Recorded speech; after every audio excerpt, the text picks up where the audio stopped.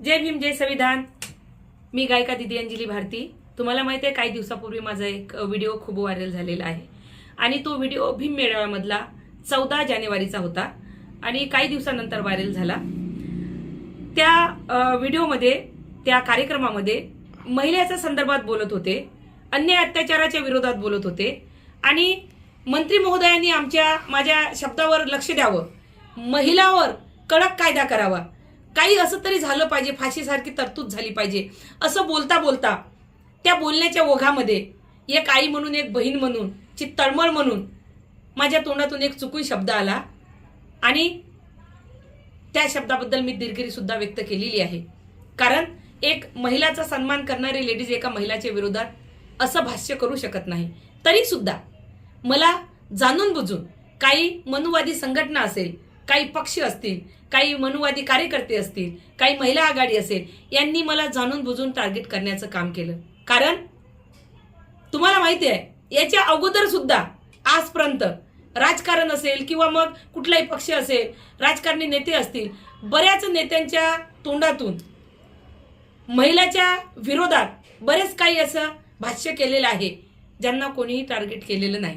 पण मला जाणून बुजून ह्यासाठी टार्गेट केलं की मी एक आंबेडकरी मुवमेंटची कलाकार आहे, मी एक आंबेडकरी मुवमेंटची गायिका आहे, मी एक आंबेडकरी जातीची कलाकार आहे, म्हणून मला जाणून बुजून यांनी टार्गेट केलेलं आहे की आंबेडकरी आवाज कसा दाबायचा, आंबेडकरी मुवमेंट कशी थांबली पाहिजे, आंबेडकरी गायकांना कसं दाबायचं, हे मला यांनी जाणून बुजून टार्गेट केलेलं आहे।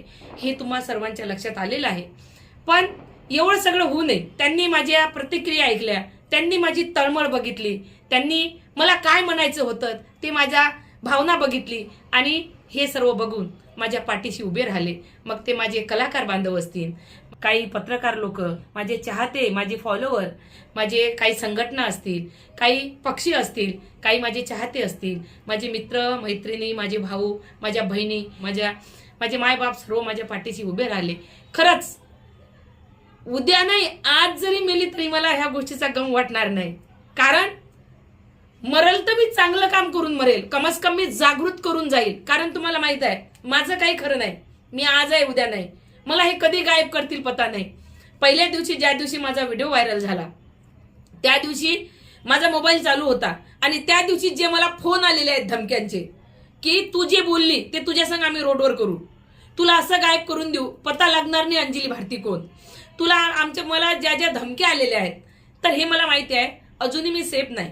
माझ्या संग उद्याही काही होऊ शकते, माझ्या संग आजही काही होऊ शकते।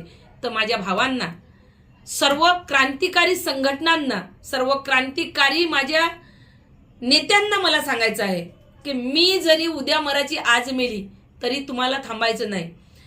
संविधानाच्या आजही तुम्हाला वाटत असेल अंजली भारती चुकीचं बोलली, अंजली भारती असं केलं, अंजली भारती आता शांत होईल, नाही, मी उद्या नाही आज जरी मेली तरी मी शांत होणार नाही। कारण अन्याय अत्याचार जिथं होत असेल, संविधानाच्या विरोधात जर कोणी बोलत असेल, माय बहिणीवर अन्याय अत्याचार कोणी करत असेल, त्याला फटके देण्यासाठी अंजली भारती कालही उभी होती आणि आजही उभी राहिल्याशिवाय राहणार नाही।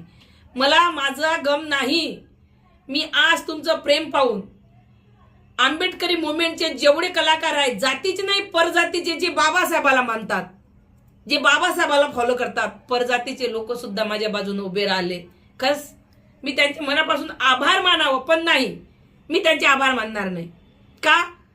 आभार मानले तर विषय खतम होतो, कारण आभार दुसऱ्याचे मानला जातो। मला त्यांच्या ऋणात राहायचं आहे, मला तुमच्या सोबत राहायचं आहे।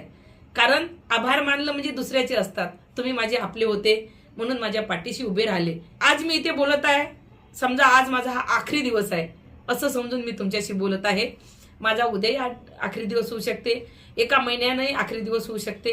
तुम्हाला माहिती आहे असे किती गेले ज्यांचा पता लागला नाही, मीही जाणार आहो। पण तुम्हाला माझी एवढीच विनंती राहील की ही लढाई इथं थांबवायची नाही, माय बहीण कोण्याही जातीची असो। कारण आम्ही त्या डॉक्टर बाबासाहेब आंबेडकरांची औलाद आहोत।